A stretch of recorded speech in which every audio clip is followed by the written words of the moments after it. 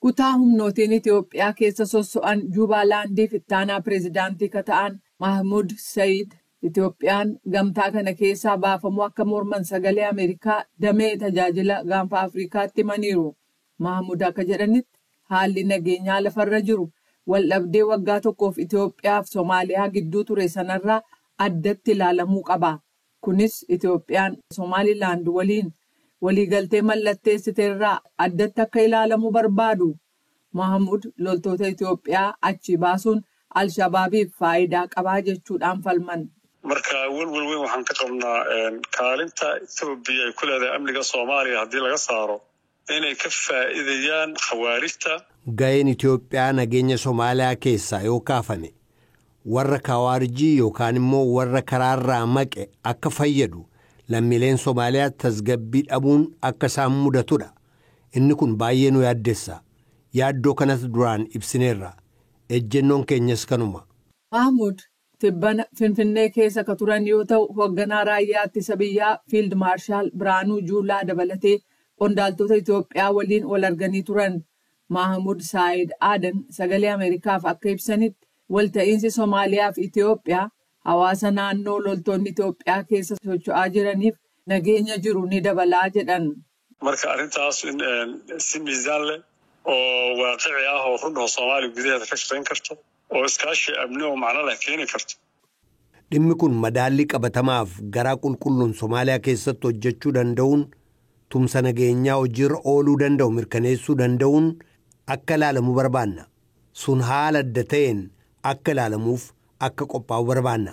Kanas ka dubbatan ergamni deeggarsaa fi tasgabbii gamtaa Afrikaa haaraan kan Soomaaliyaa torban darbe golli nagaa eegumsaa kan tokkummaa mootummootaa aangoo jalqabaa ji'oota 12 raggaasifame keessatti gahee loltoonni Itoophiyaa qaban irratti mirkanaa'uu dhabuun erga uumamee booda. Tokkummaan mootummootaa aangoo kenneen gamtaan Afrikaa ergama marsaa tokkoffaa kan hanga waxabajjii 30 bara 2025tti turuuf hojjetoota uffata waraanaa uffatan hanga 12,626 poolisoota 1,040 dabalatee akka bobbaafaman hayyameera. Muddee 11 Itoophiyaa fi Soomaaliyaan Ankaaraa Turkii keessatti waliigaltee irra ga'aniin abbaa biyyummaa tokkummaa fi daangaa naannoo walii mirkaneessuu ka dabalatu ture.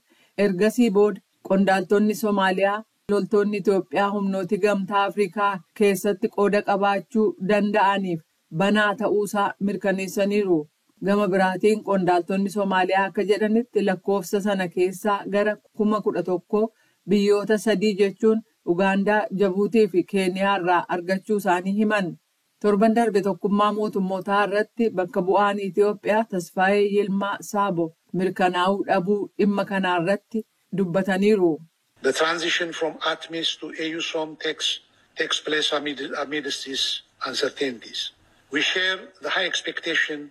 Imala ce'umsaa gamtaan Afrikaa Soomaaliyaa keessatti qabu ATMIS gara ergaa haaraa kan deeggarsaa fi tasgabbii gamtaa Afrikaa Soomaaliyaaf geggeessuutti AUSOM jechuudha. Ce'uun kun kan raawwatamu waan hin mirkanoofne gidduutti.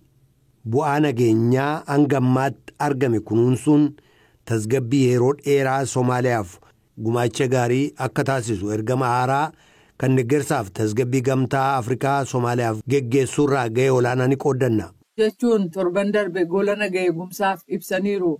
Ce'umsi kun kan mirkanaa'u yoo humnootiin nageenyaa kan Soomaaliyaa itti gaafatamummaa guutuu akka fudhatan dandeessifame qofa ta'uu ibsaniiru.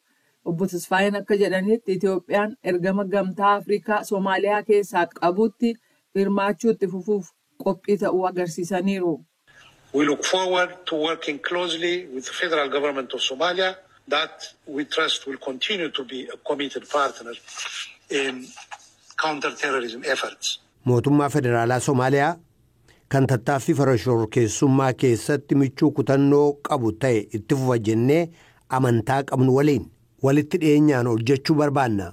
Itoophiyaan ergama imala ce'umsaa gamtaan Afrikaa Soomaaliyaa keessaa qabu ATMIS sana boodas ga'ee ishee itti fufuuf qophiidha. Jedhan garuu hirmaannaa Itoophiyaa kan shakkan Mohaammed Raabii Yuusuf tokkummaa mootummootaatti ittaanaa bakka bu'aa Soomaaliyaa haasaa obbo Tasfaayeef deebii kennaniiru. Due to document the actions of Ethiopia and Somalia for the past 11 months. Gochaalee Itoophiyaa fi Somaaliyaa ji'oota 11 dabraniif galmeessanirraa kan ka'e mootummaan federaalaa Somaaliyaa imala isa duraarraa gara ergama haaraatti yeroo ceenu qophii waa'ee nageenyaa qaburratti gamaagama bal'aa taasiseera jedhaniiru. Somaaliyaan loltoota ergama kanaaf barbaachisu akka mirkaneeffatte irra deebiin dubbataniiru. In that period, our regional partners from 3 contributing countries have shown remarkable solidarity, pledging to maintain our necessary force. Yeroo sanatti michoota keenya gumaachan sadiirraa imala haaraa kanaaf humna barbaachisaa loltoota 11,000 ta'an eeguuf waadaa galuun gamtaa ajaa'ibaa agarsiisaniiru. Waadaan kunis qabsoo Alshabaab irratti biyyattii keessatti taasifamu ilaalchisee guddinaan itti fufuun qaawwaa gama nageenyaa Itoophiyaan uumte kamiyyuu kan ilaallatudha. Gama biraatiin waldhabdeen Somaaliyaa fi Buruundii gidduu baay'ina loltoota Buruundii irratti uumame ergama nagaa eegsisuu haaraa kan gamtaa Afrikaa rukutee ce'umsa sana jeequuf sodaachisaa jira. Somaaliyaan ergama kana keessatti hirmaachuuf loltoota 1,041 kan Buruundii ramaddee turte. Buruundiin garuu lakkoofsi kun gahaa waan hin taaneef deeggarsaa fi nageenya hojii loltoota ishee balaaf saaxiluu akka danda'u dubbatti. Buruundiin yoo xiqqaate loltoota 2,000 gumaachuu akka barbaaddu dippiloomaatonni 2 dubbataniiru. Buruundiin ergama jalqabaa kan gamtaa Afrikaa Amisom jedhamu san bara 2007 hundeeffameef biyya loltoota gumaachite ishee lammaffaadha. Loltoonni Ugaandaa baatii bitootessa bara 2007 Somaaliyaa kaseenan yoo ta'u, Buruundiin immoo baatii hagayya 2007 gamasitti bobbaafaman. Qondaaltonni gamtaa Afrikaa fi Somaaliyaa akka jedhanitti mariin baay'ina biyyoota ergama kanarratti hirmaatan ilaalchisee taasifamu ammallee itti fufee jiraachuu fi murteen dhumaas hin kennamne jedhu. Kunis furmaatarra gahuu akka danda'an kan agarsiisudha.